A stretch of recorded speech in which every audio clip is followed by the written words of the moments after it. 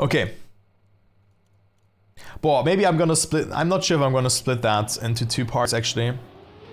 And maybe do the other maps a bit later or tomorrow, because it's actually really exhausting to talk for 2 hours, like, so long. But I'm gonna see, like, it depends how I feel. But my voice is almost gone. I'm not sure about it, but like I just completely talk so much about it. Okay, so this map is really difficult, I would say. There's so much going on this map that teaches you the basics of ice, but also an insane ending for me that was just so hard to get my head around. I lost so much time here, I lost so many runs. So let's actually go with the AT time, or AT medal. I think it's not that hard. Just try to set yourself up nicely for this ice slide. Go far to the right, and then make sure to get an ice slide. They didn't get an ice slide. They held a very what do you have said about 50? Just got AT, like. Ah, okay. Ah, damn it. But maybe it will help you. But maybe I think I'm gonna continue though. Like, it has to be done in one sitting, right? It has to be done in one sitting. So for the AT, like, hold an ice slide. It doesn't need to be that thin. They have hardly any angle here to work with. And they get so much speed out of it. You save like 0.2, 0.3, you have more speed, yes. But for AT metal, you don't need to do that. Yeah, look how late this one ends. It's such a thin and nasty ice slide to get.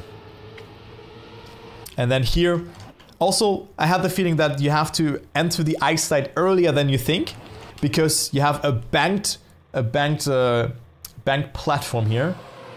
And then you can also exit the ice slide with releasing or extending it with braking. And then for the ending, I mean, I would go a bit further to the right here in order to just get more control over the ice slide, because that is a very aggressive angle from the world record, or from the top 5 times, obviously. Yeah. But I would go a bit further to the right here. And again, important on ice. Like, don't release here. You can do it, but be very careful with that. You want to release nearby the ending of the turn, because you can really run into danger to slide out. So if you release, your car will lose a lot of time and you can lose grip. Yeah. But for AT, try to be very far to the right here. Set yourself up nicely. For this ice slide, you don't need to go that close. I think like this is enough. And don't go too far up here as well, because you will lose your ice slide. So still try to be, or like you will lose control.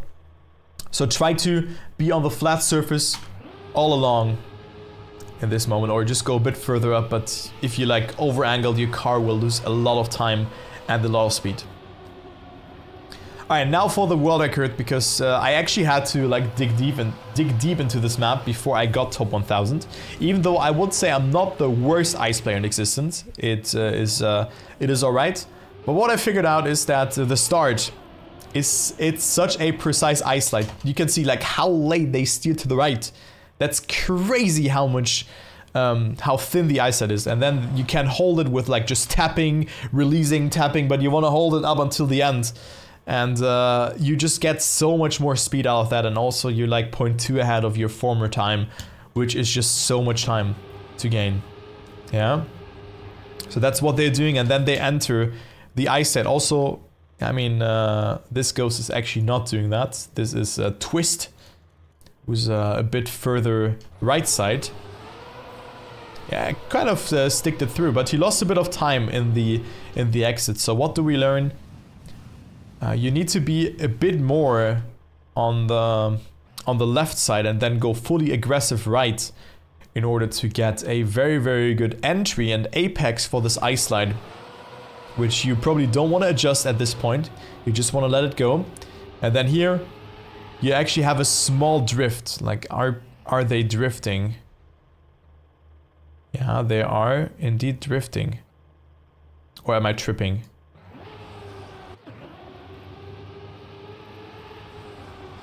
Like, you can't tap the brake there, I think, but I drifted to get a better angle and just go a bit tighter, but I'm not even sure if they're drifting or not. Maybe it's partially, But for me, it looks like a drift, but I'm not even sure. And then here the ending, like there's like 10,000 things how this ending can go wrong. You can be over angled, you can be under angled, you can be too far on the left, you can be too far on the right.